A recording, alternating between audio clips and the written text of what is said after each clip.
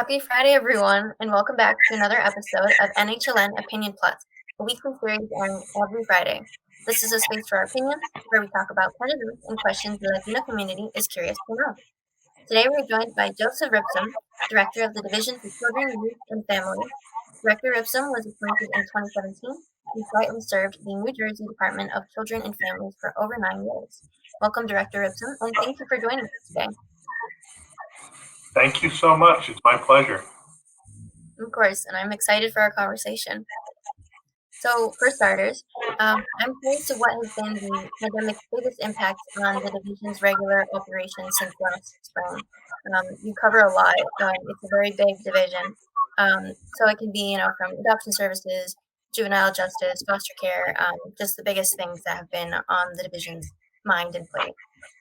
Excellent. Thank you so much for the question. There's been a ton of work happening for the past few years since I came here, and it's varied and it's heavy. It's a lot. But I think the most significant work that we've been up to lately, and both within our child protection system and now emerging in our juvenile justice system, is trying to move to a space where instead of being reactive to crises that families have, trying to be more proactive, offering solutions to families, trying to be a support to families in a way that prevents them from having to come deep into our systems, right? In the child protection system, we have foster care, obviously. In the juvenile justice system, we have a lot of young folks who end up having to go into, out-of-home residential programming and things like that. So the basic idea is we do a better job of identifying what those families' challenges are sooner and provide supports to those families sooner, that we can keep those families and those kids from having to get deeper into our systems and experience some of those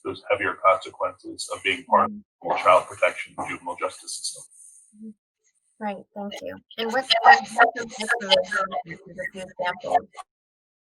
For one, sure. One really exciting development is what we call community-based voluntary services. This is a new program that we just started, just had a very large contract for the state awarded in November. The awardees were Waypoint, which is a provider statewide. They're serving almost all the state with the exception of the North Country. And in the North Country, we have a contract with the Family Resource Center in Gorham. And what the idea of this service is when we engage with a family in the child protection system and we find that they're having a hard time, that they're struggling, but the children aren't being abused or neglected, that we can connect them with this provider who can then open up their own supportive case and work with that family for a number of months to try to stabilize what's happening, make sure they have the resources they need, and try to basically set that family up so that they don't have to come back to our attention again in the future. And the goal is to make sure kids are safe at home and we don't have to end up having more kids come into the deep end foster care system. Right, that's great. I'm wondering what kind of trends has the division noticed within its data from this past year? So, I think we've seen a lot of shifts in our data in the past couple of years. When I first joined here, we were really in a tough spot in our child protection system. Our caseworkers, nationally, people say a caseworker should have no more than about 12 cases at a time. When I first got here, we had something like 60 at a time, which is totally unreasonable. At this point, we've seen our caseloads go down significantly. They're down to about 16 or 15 at this point per worker. Still not quite what our goal is of 12, but it's been really great progress. And when you see those caseloads go down, you see some really important things happen in terms of what our staff are able to do with families and be a support and be an engaged supporter for that family. You can just imagine if you're a staff working for us and you have 60 families on your caseload, there's not nearly enough time in the day to meaningfully engage with all those folks. But if you only have 12 families on your caseload, over the course of a couple of weeks, you can have meaningful engagement with all of those folks and help those families, do what they need to do to be strong and move forward. So I think that's been huge. I think one of the other things that we've seen shift in our data, which I'm very proud of, was we had a period where the number of kids in out-of-home care had grown really rapidly between 2016 and 2018. And we've finally seen that stabilize and start to come down. And I take that as a really good sign that we've been able to do a better job of working with families earlier, supporting families earlier, and keeping kids safe in their own homes without having to have them come into care. So I'm hopeful that we see that trend continue in the coming years as we ramp up these other preventative services to support families. Right. So how about this past year in the pandemic? I imagine with it being so unreal and a lot of family situations being unique than past years, that there has been a different trends and spikes maybe coming up. It has been. It has been a real big challenge for our families and for our staff. We post data on our website every few weeks, showing what we're seeing in our trend line. And some of the things that received some attention was, the number of calls that came in on abuse and neglect reports started going down. Mhm. And that largely had to do with schools being closed and kids not being out in the world the way that they typically are. So adults not seeing kids the way that they typically do. But at the same time, what we didn't see is we didn't see the number of cases slow down. So that's indicative of when something is serious enough that we need to go to court over it and we need to open up for greater services with the family. So I'm hopeful that what we saw during this period, even though the number of reports went down, that we actually got connected with the right families and were able to support the kids that needed the support soon enough. What we're seeing now is a little bit different. We've seen some changes in the past maybe 2 or 3 months, where we've had a large increase in the number of reports regarding educational neglect and truancy for young people. And I think what that's tied to is, pretty clearly the challenges that families and youth are having and students are having managing education during the pandemic, right? It's a challenge for me in my house with my kids. I'm sure it's a challenge for many parents. And I'm just really eager for the day that we get back to a place where we're safely open, kids can be back in school. And I think we'll see a lot of improvements when we have the ability to have our young people back with their peers, with their teachers, with the people that they know and that they care about. Right. Has the division or other possibly governmental entities been able to provide resources for parents facing the struggle specifically with education? I haven't heard about that type of neglect, that issue before. Yeah, we've certainly tried. We issued what we call the Child and Family Wellbeing Guide, and I'll provide the resource for you guys to provide in the link. And what that really sought to do was to try to encourage all of our community partners to look out for kids and families. So that could be teachers, but it could be the local police officer, or it could be the local grocery store worker, or it could be your neighbor, or it could be the postal worker, or anybody. But the basic idea being that we all have a role to play in making sure that our kids and families are strong.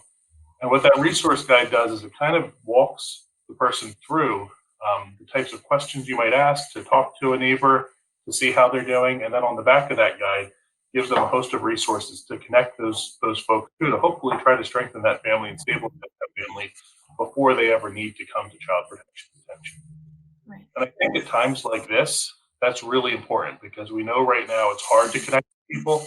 And if you have the opportunity, as part of being part of your community, to connect with another family, it's important that you take that chance to make sure that other family is doing well. And if they need help, help them get the help that they need.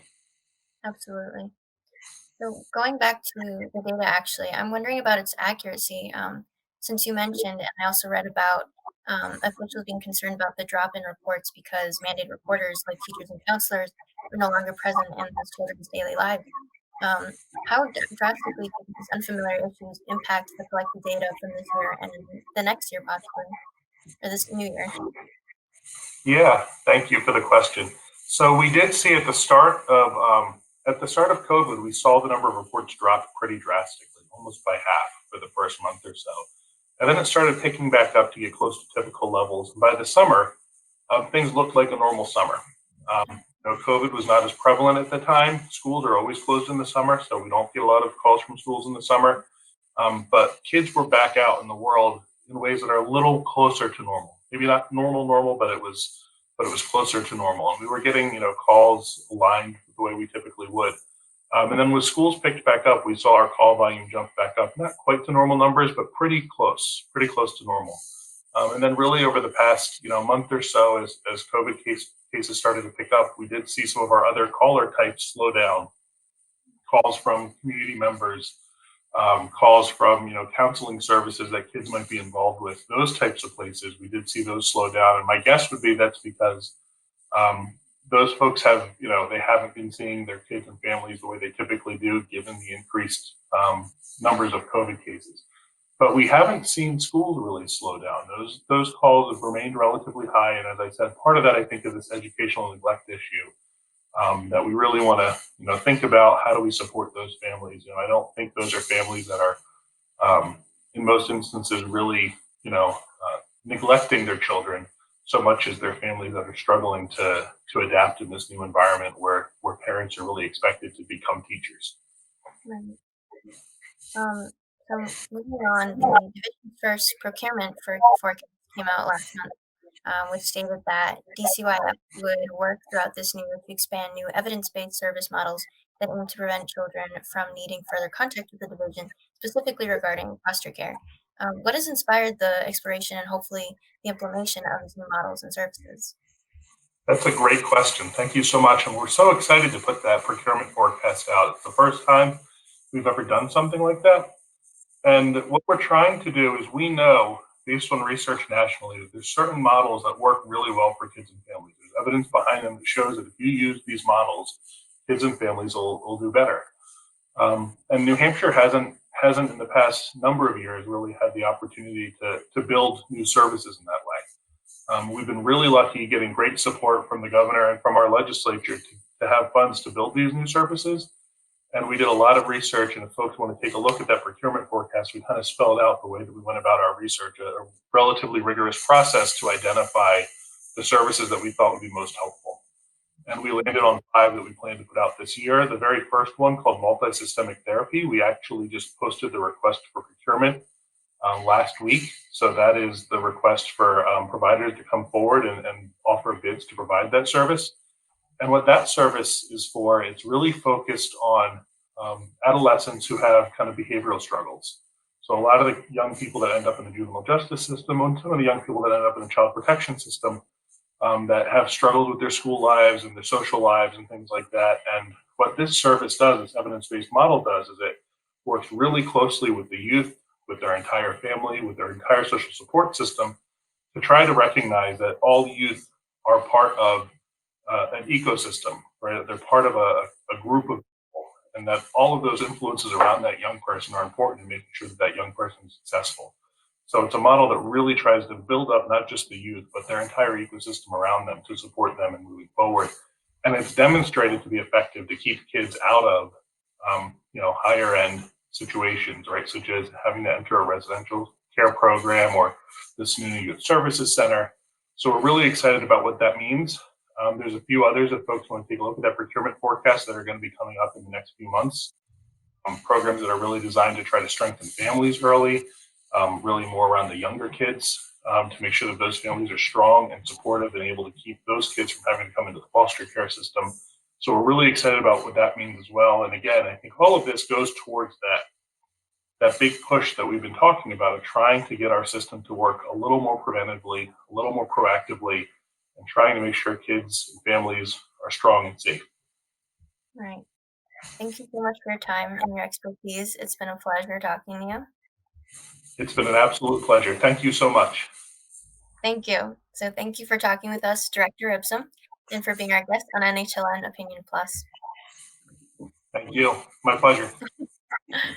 So everyone, please tune in next week for another episode. Follow us on Twitter at NH Latino News and Instagram at NH_Latino News. I'm Belen Dumont with NHLN Opinion Plus. See you all next time.